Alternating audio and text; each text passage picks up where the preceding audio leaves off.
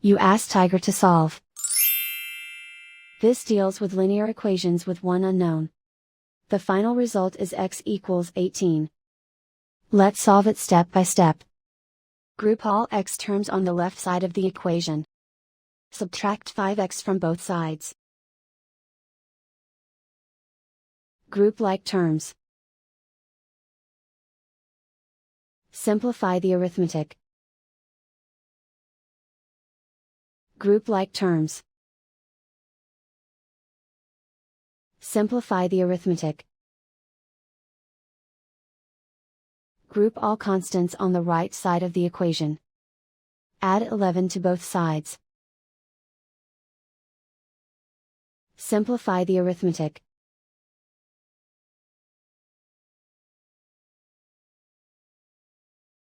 Isolate the x. Divide both sides by 2. Simplify the fraction. Find the greatest common factor of the numerator and denominator. Factor out and cancel the greatest common factor. And so the final result is x equals 18.